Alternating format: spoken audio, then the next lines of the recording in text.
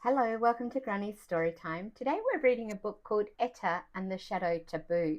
Now, this is a First Nations book, can tell by the flag, and it's written by J.M. Field and Jeremy Worrall.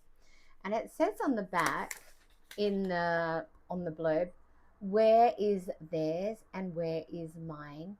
To hurt a shadow is surely a crime.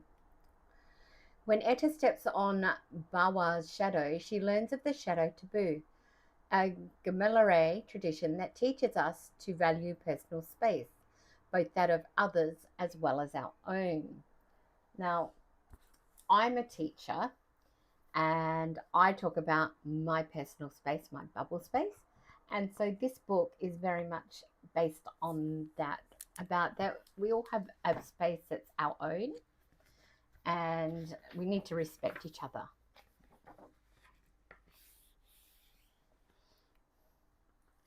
And I'm going to read you the story about the story. It says, shadow avoidance, or what I call the shadow taboo, I admit might seem very odd at first.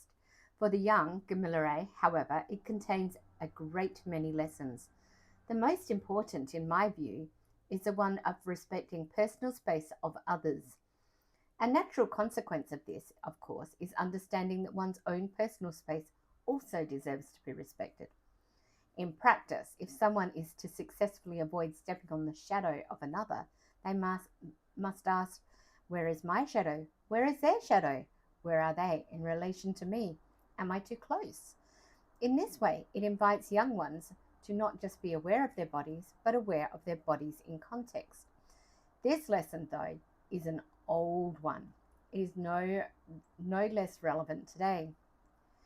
Indeed, amidst a global pandemic, it seems perhaps more important than ever. So this book was written during COVID time. I hope that this story encourages little ones, even if only a few, to learn this lesson and ask those questions. I also hope they learn a bit more about my culture. For this reason, I've included three very important Gamilaraay words: yama, gunny, the gun of gunny, is pronounced somewhere between goon and gun, and bawa. They mean, in turn, hello, mum or auntie, but only on your mum's side, and older sister.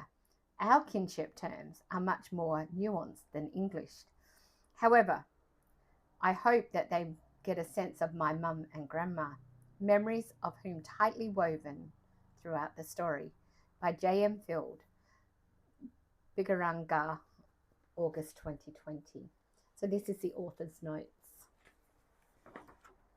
Yumma yumma, my young one, why so sad, and why all so glum? Don't you know, said the spirit tree, when Etta's sad, it's bad for me. When Etta's sad, I'm all sad too. Speak up now, what's wrong with you? Here's Etta in the tree.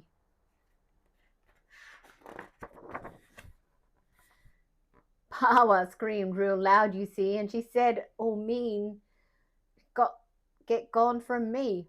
Only one, two times, three or four of her shadow I stood before. There's Bawa. That's no good, said the spirit tree, and this is why, so listen to me. Shadows feel pain just like you. Stepping on them we must not do.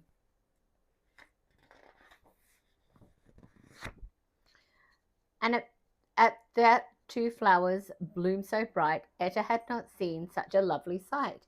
When slowly they fell by her feet nearby, the spirit tree said, put one on each eye. I wonder why he's got to put a flower on each eye. She did, and saw colours and a golden light. Then all went dark, black as the night. Look up, look down, you're as flat as can be.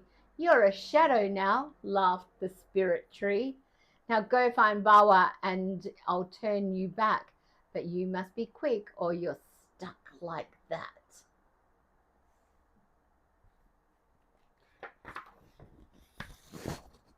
Etta ran and ran, jumped and hopped, until she found Gunny and suddenly stopped. Granny, she shouted, it's Etta, it's me. But she did not hear, nor could she see.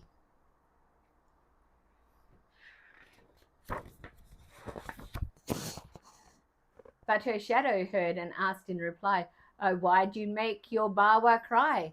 But lucky you're here in the nick of time to step on a shadow. It's surely a crime. We play mean tricks on those that do, but if you're sorry, we won't on you.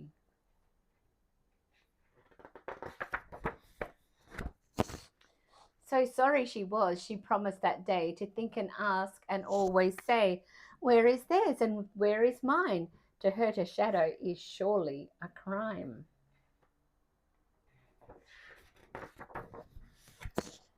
A warm wind then swifted up real fast and danced around, and it spoke at last. Quick, quick, quick, you must change back. If you stay like this, you're stuck like that. Quick, quick, quick, back to the tree as swift as you can. Now follow me. Etta ran and leaped and hopped till out of breath she had to stop. The warm wind then, known to be kind, whispered to Etta, I'll help this time. Rivers and lakes and huge big stones, sandy deserts and other homes. Look at the beautiful Indigenous or First Nations paintings. They landed soon. Etta ran back to the tree and cried aloud, I want to be me. The spirit tree sighed, all covered in fruits. Now eat this, Etta, to grow new roots. She did and saw colours and a golden light, then all went dark, black as the night. Look up, look down, you're as full as can be. You're a person now, laughed the spirit tree. And till this day, even in a big crowd, Etta pauses to think and says aloud, the spirit tree knows, the spirit tree cares. Where is my shadow and where is theirs? And that is the end of the book, Etta and the Shadow Taboo by J.M. Field and Jeremy Worrall, who did the illustrations. I hope you really enjoyed this beautiful, beautiful poem story of Etta. Thank you for listening, and if you loved it, please press like. If you'd like to tell your friends about it, let them know. And if you haven't subscribed, I'm always looking for more subscribers. Thank you for watching, and see you next time on Granny's Story Time. Bye-bye.